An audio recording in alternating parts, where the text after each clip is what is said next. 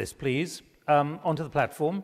Sarah Ahmed, Ambassador Godnose Bolade Igali from Nigeria, Yusuf Nasari from Zamzam Water, and Kasia Dahlstrom. Because what we want to hear is their view about what they've just heard from Peter Gluck and their reflections on values and the value of water and the way the value of water has to change. So, Sarah Ahmed, you can speak from where you want to. Kasia actually is going to be in the next panel, or will speak next. Go ahead, please. Okay, thank you. So, good evening, and I'm picking up from the inspiring presentations made by Scott and Professor Gunter Pauli, who's talked about innovations that change the rule of the game, and I'm looking at institutional innovations that address gender equality. And to me, gender equality is a fundamental human rights principle, yet the inequalities based on gendered identities, based on differences in terms of access to resources, to assets, to endowments, to the ability to use these endowments, and also access to voice and participation in water governance. To me, all these factors underscore the human right to water and sanitation. I think that's my first starting point. From the time that a child is born, and we saw that in Scott's visuals, the time that she's fetching water, the time that she's denied access to education or playing like her younger brothers do, right from that time to adolescence when she's dealing with menstruation, and that's another issue that she may drop out from school, from the issues around pregnancy and safe maternal health and childbirth and all, to issues around death, and also the whole life cycle focus. You can really start seeing some of these gender inequalities emerge. And to me, these inequalities intersect with class, with caste, with physical ability, with age, with color, with so many other social inequalities. So gender does not exist on its own. When women and men are not homogeneous categories, we're very clear about that, so on. So taking into consideration all these sets of inequalities, I want to just put down call for what I think are three critical platforms for action. The first is to recognize the care economy, where women's time and energy is spent either in water collection or caring for the elderly and the sick, and how our economic accounting doesn't take into consideration all this unpaid time and work. And if it did, then our indicators on GDP would look very different. So the first is to recognize that, to use tools like gender budgeting, gender auditing, etc., which are all there and all out there, and they can be used, and they are being used, but not enough and not adequately in the water and sanitation sectors. The second is to recognize that gender-based violence is structural, and that building toilets, which is a big thing in my country right now in India, building toilets by themselves does not address the root causes of gender-based violence. They are there, they protect girls, they provide safety and security, and they're much needed. And Scott, you asked the question about how many of us have walked 15 kilometers or whatever to fetch water and all. Well, many of us have walked to find a toilet when we've been doing field work or to find a bush or something. So that, I think, is something a lot of us who've worked in the field have done. So to address gender-based violence, I think we really need to start with education and engendering education curriculum, particularly in schools. I teach a course around gender and development in a management school, and it's a core course. And I've had students who've come to me in class and said, you know, ma'am, we've got our periods, can we sit at the back of the room? And I've said, yes, that's fine. Kids who want to talk about transgendered identities. And this is all happening now in India. It's a very different world from when I started to teach this course 15, 20 years ago. So I think building meaningful partnerships with men and boys and engaging, we do have platforms called Men Engage, He for She, etc. But there's been a lot of critical feedback on some of those platforms, and we need to think about partnerships in a more meaningful sort of way. And finally, the third point is about creating spaces for women and men's effective participation. We have a whole plethora of UN statements, global statements, national statements, which call for women and men to participate in water management. In India, we have a lot of decentralized governance. We have quotas for women's participation in village-level committees, 30%, 50%, etc. I think that's good. It's a policy space. But in order for them to be effective, in order for them to have their voices heard, you need to really strengthen their capacities as well. You need to build from the bottom up, but also from the top down. So when you move into water bureaucracies and you look at women who are trained as engineers, you find very, very few of them actually working in that management space.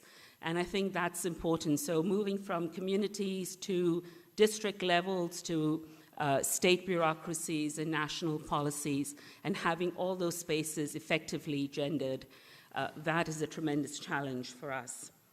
And I think I'm going to end with that. Yeah, I think it's my 5 minutes. Yeah.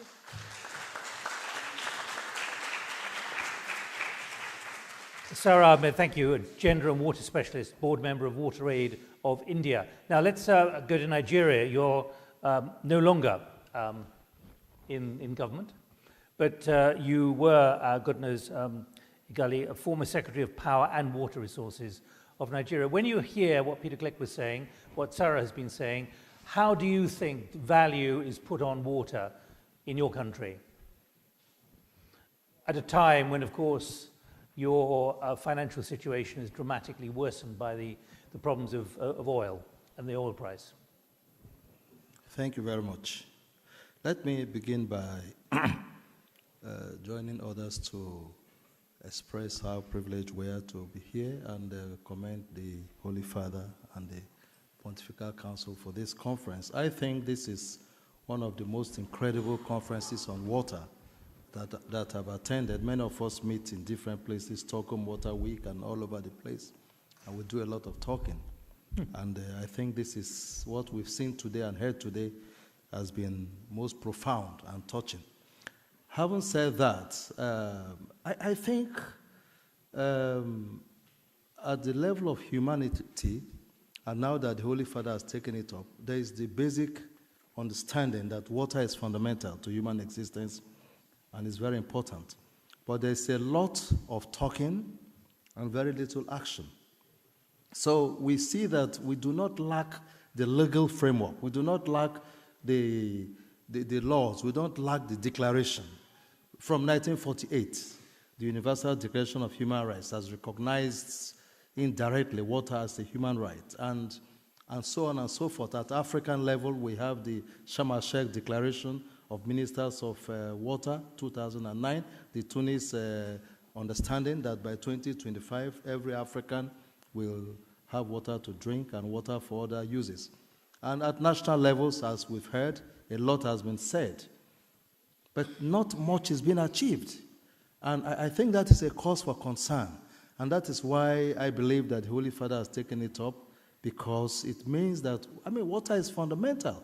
And like he has said in his encyclical, that water is at the basic foundation of every other human right.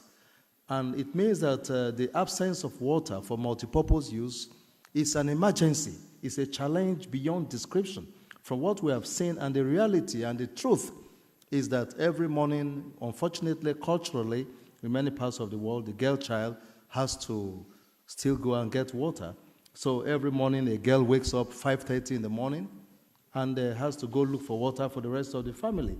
And this goes on, and so water is a social justice issue. First, Dr. Ogali, can I come in? Because you were the former Secretary of Power and Water Resources in Nigeria, and you say not much achieved. What were you facing which was obstructing you, which meant that the kind of challenges, big challenges in Nigeria, meant that you weren't able to actually address them and tackle them in the way that you now say should have been done? Well, there are a number of problems. I believe that the first problem is the issue of the basic understanding, which is a foundation. But beyond that is the need for us to mobilize resources and deal with the social justice aspect at global level. But what could you not do, though? Yeah, the fact is that to harvest water, to process water, to make water available for multipurpose use is not cheap at all. It's extremely expensive, and the resources must be available at every level where the resources are needed. Secondly, the resources have to be used properly, have to be used efficiently, and the institutions have to be built to use those resources. And that's an area that we need to work together globally. And we've heard just recently the idea of using 20th century solutions for 21st century problems. I give you a typical example. We provide water in rural places and use generating plants to generate the water. But we now have to realize that we have to do that with maybe solar, for example, in a place like Africa, so that solar can be the solution for powering the water systems. So we don't have to use the same traditional systems. So these are some impediments. And also the issue of sharing experiences. Ethiopia has done quite well. Morocco has done quite well in irrigation. There's a need for us to work more concertedly and share experiences. And I think there shouldn't be any donor fatigue. Not when I mean donor, not only talking about free money, no, but corporate entities working together to look for innovative solutions. And that's Dr. Ogali, what I'm trying to get at is, what were you facing as obstructions? What was getting in the way in a country which is meant to be oil-rich, which should have resources to do what you're talking about? Now, you were in government until last year, so what was in the way? Help us understand of what was blocking. Yeah, all what I've said come all together. Mind you, it's a country of 180 million people. So the ability to build the dams and be able to harvest the water, process it, distribute it, reticulate it, make it available for irrigation, make it available for drinking are huge.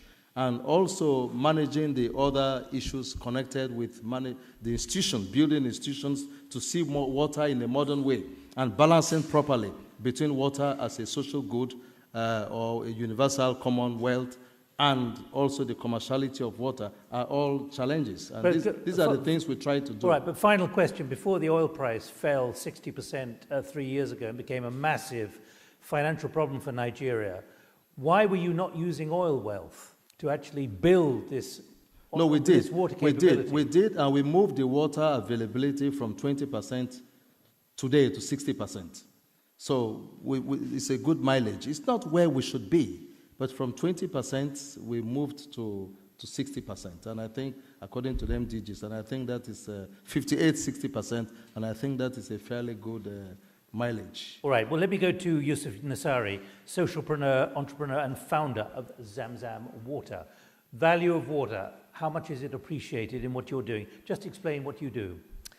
Good evening, everyone. What we do, Zamzam Water, is an organization that I started in 2014 on my 26th birthday. I got a monetary gift from my father, and I wanted to actually do something with it instead of buying a new iPad or a computer.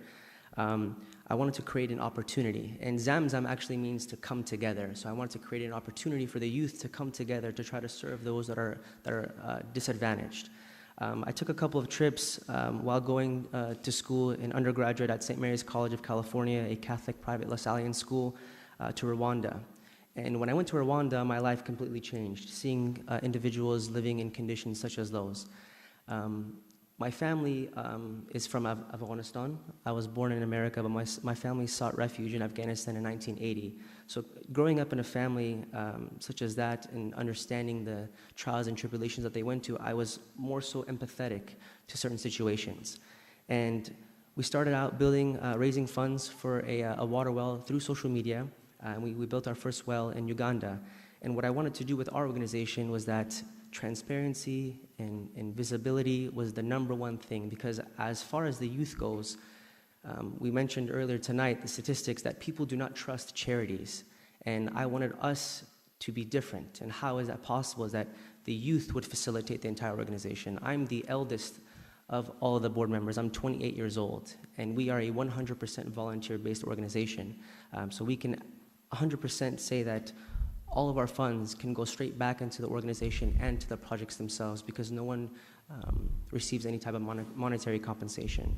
And from that, we've grown from an organization that does not just provide water, but access to education. In Afghanistan, in Kabul, we built an orphanage of 300 boys and girls. Actually, from the well that we established, we were able to build a structure. In Rwanda, we provided sustainable farming in the form of 20 community gardens. We provided them with farm animals, with chickens and goats. And from year to year, on an annual basis, I actually physically go and visit every single project that we accomplish, because that connection that we make with the villages themselves is a connection that our youth in the West, in Europe, wherever they may be, is something very, very important. I think that disconnect is what drives the youth from not wanting to support, not wanting to contribute, and not wanting to serve. What do you think the expectations of your generation are, particularly not where you live in the United States, but the next generation, the half of many of these populations which are under 25? Well, that's a tough question.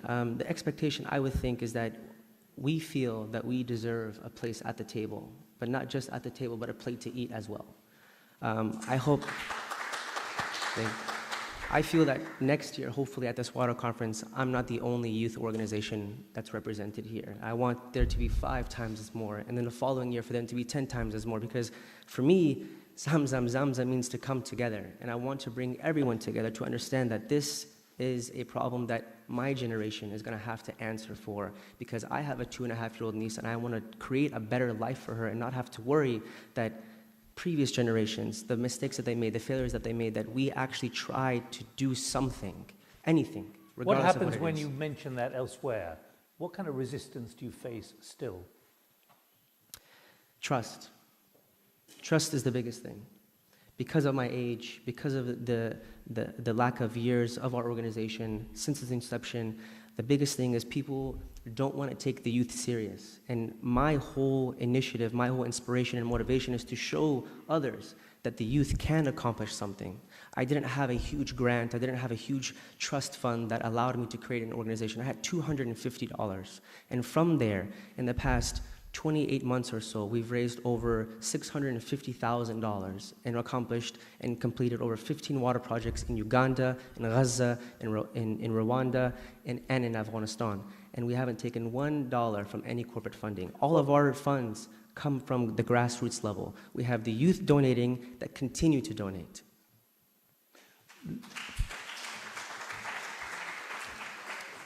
Picking up what Peter Gluck said, talking about optimism, he can see good opportunities.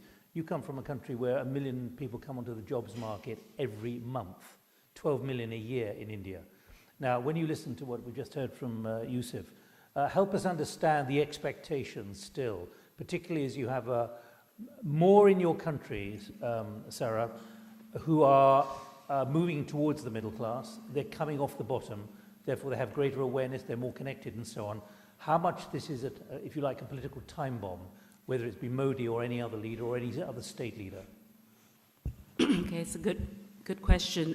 Yes, India does have a very large youthful population. In fact, we keep commenting now that whenever we go out, we feel like the oldest person in the restaurant or the bar or anything, you know. So, but we have a very large initiative called Skilling India. And Skilling India is supported by the government and also by corporate funding. That really, I think a lot of those technical skills are being deployed into community-based work into developing infrastructure that communities can use. And the other big area where our youth are involved is the whole information communication technology sector. So ICTs in India, we know that. It's a big thing, and young people are doing some amazing Do you think, things. though, that in India, the state governments and so on are prepared to listen in the way we've just heard Yusuf got applause for saying the young have got to be listened to? I think the Prime Minister right now is focusing very much on the youth and engaging the youth, and I think he's very, very conscious of that. There may be other things that trouble us, but I think this whole focus on the youth is very, very strong in India. And All right, though we do have a lot of old politicians, that goes without saying, but we do have a lot of good young people coming up. All right, just before we go to Kasia Dahlstrom, who's going to talk as president of Globetree about giving voice and giving hope for a new generation. Finally, Dr. Igali, I mean, when you hear this, and you hear Peter Gluck saying, I've got to be optimistic, you said earlier, there are a lot of people in the way of blocking what needs to be achieved. How do they get persuaded they've got to think differently? This is not going away. I think there's a need for us to set targets and timelines to the actions that need to be taken globally. There has to be more global partnership. When I spoke earlier, I was not talking about only my country, but in terms of the fact that there are inequities, there are divergences between various parts of the world, and there's a need for us to work together collaboratively, internationally, nationally, and at the level of regional governments and individual. There must be ownership by the communities that are involved in water-based projects. So let there be a global partnership for water because of its centrality, and move forward in terms of timelines that can be realized and timelines that can be pursued vigorously. Do you see that on the agenda of the G20? Not, the UN? Not only the G20, but also at other levels. Not everybody is in G20.